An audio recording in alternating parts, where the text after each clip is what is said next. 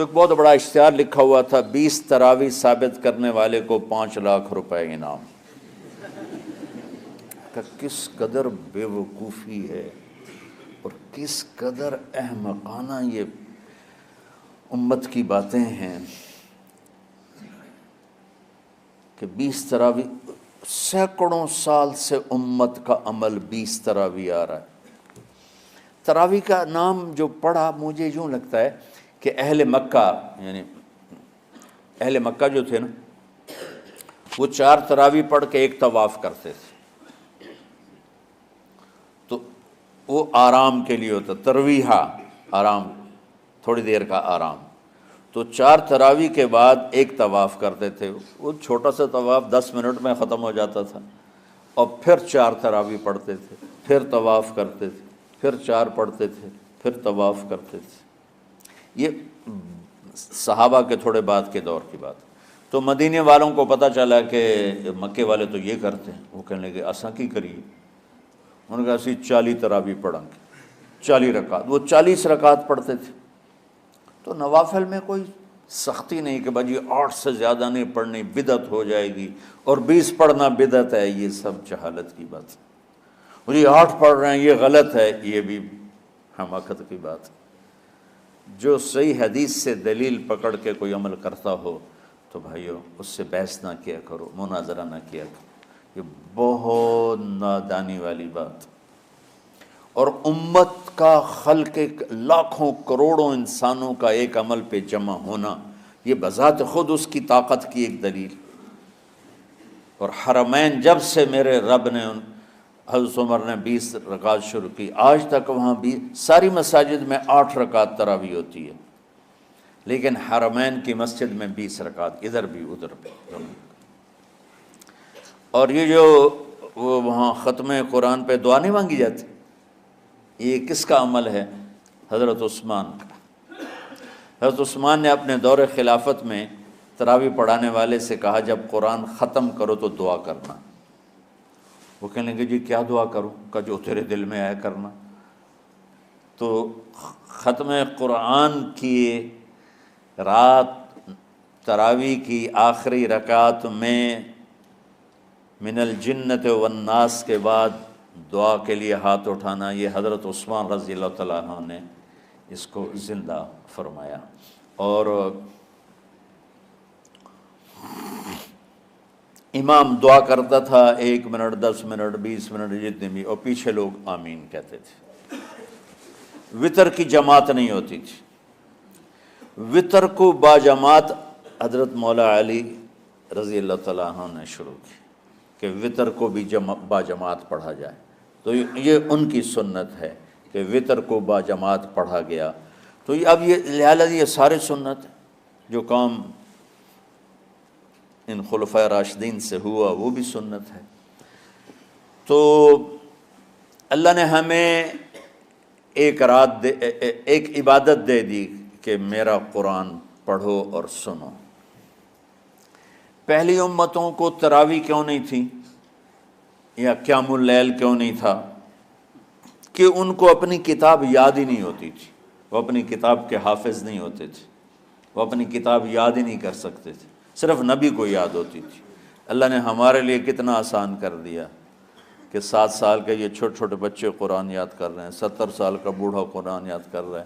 یہیں یہ مولوی یوسف صاحب کا ساتھی تھا، یا پتہ نہیں ان سے پہلے تھا، سلمان، مولوی سلمان، آج کل امریکہ میں ہوتے ہیں، ہماری ایک شاخ چلا رہے ہیں ماشاءاللہ۔ وہ شروع میں یہاں تھے، تو یہاں تراویح پڑھانے کے لیے ہمارے پاس حافظ کوئی نہیں تھا، وہ حافظ نہیں تھے، وہ صبح بیٹھ کے شام تک ایک سپارہ یاد کرتے اور رات عشاء کی نماز میں سنا دیتے۔ 30 دن میں قرآن یاد کر کے سنا دی۔ مطلب یہ سنی سنائی بات نہیں، ہمارے اسی حسنین، اسی ممبر اور محراب کی بات کہ یہیں اسی مسجد میں انہوں نے صبح سے مغرب تک یاد کرتے تھے اور پھر عشاء میں کھڑے ہو کے سنا دیتے تھے۔ پیچھے ہوتے تھے لقمہ کوئی دینے والا شاید، لیکن بہت خوبصورت پڑھ کے ایک دن میں یاد کر کے سنا دیا۔ اور ایک مجھے نام بھول گیا، 3 دن میں قرآن یاد کیا، 10 سپارے ایک دن میں یاد کیے، 10 دوسرے دن میں یاد کیے، 10 تیسرے دن میں یاد کیے۔ وَلَقَدْ يَسَّرْنَاهُ لِلذِّكْرِ وَلَقَدْ يَسَّرْنَا الْقُرْآنَ لِلذِّكْرِ فَهَلْ مِن مُدَّكِرٍ۔ تو اللہ تعالیٰ نے اس کو نصیحت کے لیے بھی آسان کیا ہے اور یاد کرنے کے لیے بھی آسان کیا ہے۔ کوئی کتاب پہلے یاد نہیں ہوتی تھی کسی کو، ماشاءاللہ تم میں کتنے حفاظ بیٹھے ہوئے ہیں اللہ کے فضل سے۔ اور جب میں ذرا ہمت میں تھا تو میں 3 دن میں قرآن سنتا تھا تراویح میں، 10 سپارے ایک رات میں، 10 سپارے اس سے اگلی 10 اس سے، پھر ہفتہ ہو گیا، پھر 10 دن ہو گئے، پھر اب 15 دن ہو گئے، اب 20 دن بھی ہو جاتے ہیں۔ شروع میں 3 دن میں، اور یہیں ہمارے مدرسے کے بچے جو مجھے سناتے تھے اور ماشاءاللہ کہیں نہیں اٹکتے تھے۔ ایک تو اسلام آباد میں ہوتا ہے اور ایک اب جنید ہے وہ امریکہ میں ہوتا ہے۔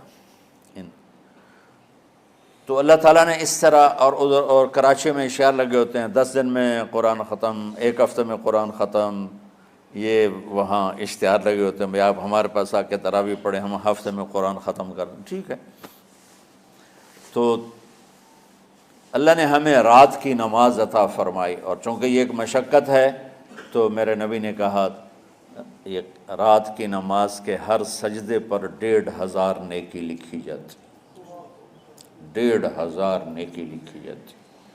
اور اللہ تعالیٰ ہر سجدے پر جنت میں ایک محل بناتا ہے جس کے 60,000 سونے چاندی کے دروازے ہوتے ہیں، اور ایک درخت اس کے لیے لگاتا ہے جس کے نیچے 100 سال گھوڑا دوڑ سکتا ہے۔ تو رمضان کا اہتمام آپ رجب سے شروع فرما دیتے تھے، جس کو ہم آج صلاۃ التراویح کہتے ہیں۔ میرے نبی کے زمانے میں اسے قیام اللیل کہا جاتا تھا۔ تراویح کا نام کب پڑا اس کا تو مجھے پتہ نہیں، کہیں نہ کہیں لکھا ہوگا، لیکن صحابہ کے دور میں اس نماز کا نام تھا قیام اللیل۔ اس لیے حضرت عائشہ رضی اللہ تعالیٰ عنہ کی روایت ہے جس سے 8 رکعت والے حضرات استدلال کرتے ہیں کہ رمضان اور غیر رمضان میں، اس کو امام بخاری نے قیام اللیل کا ہی عنوان دیا ہے، آپ نے 11 رکعت سے زیادہ نماز نہیں پڑھی۔ ایک ضعیف روایت میں ہے کہ آپ نے 3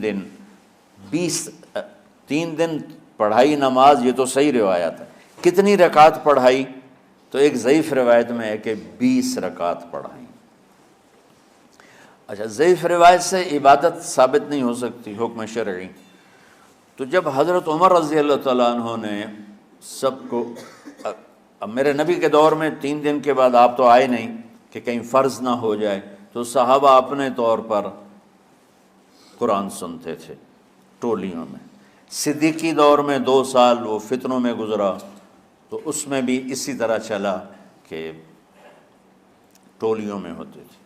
حضرت عمر رضی اللہ عنہ کے زمانے میں حکومت مضبوط ہو گئی، طاقتور ہو گئے، تو ابتدائی سالوں میں نہیں، چند سالوں کے بعد اب مسجد میں تشریف لائے تو لوگ اس طرح کوئی 4 ادھر، 4 ادھر، 5 ادھر، 10 ادھر، 20 ادھر، تو کہنے لگے ان کو ایک امام پہ جمع کر دیا جائے تو کتنا اچھا ہوگا۔ تو آپ نے سب کو اکٹھا کیا اور ابی بن کعب رضی اللہ تعالیٰ عنہ کو امام بنایا، اور سب کو ایک نماز پہ جمع کر کے 20 رکعت کا حکم عطا فرمایا۔ تو حضرت عمر کا یہ عمل اس حدیث کو مضبوط کر دیتا ہے کہ چونکہ میرے نبی نے کہا علیکم بسنتی و سنت الخلفاء الراشدین من بعدی، کہ میری اور میرے خلفاء راشدین کی سنت پر مضبوطی سے عمل کرنا۔ تو حضرت عمر کا جو 20 رکعت طے کرنا ہے، اگر ان کا اپنا اجتہاد ہے تو بھی ہمارے لیے عمل کے لیے کافی ہے، اور اگر ان کو یہ یاد ہے کہ میرے نبی نے 20 پڑھی تھیں تو اور زیادہ اچھی بات ہے۔ لیکن بہرحال جو 8 پڑھتا ہے ہمارا اس پہ بھی کوئی اعتراض نہیں، چونکہ وہ بھی حدیث کے ساتھ بات کرتا ہے، اور باقی پوری امت 20 پڑھتی ہے ان پر بھی اعتراض نہیں۔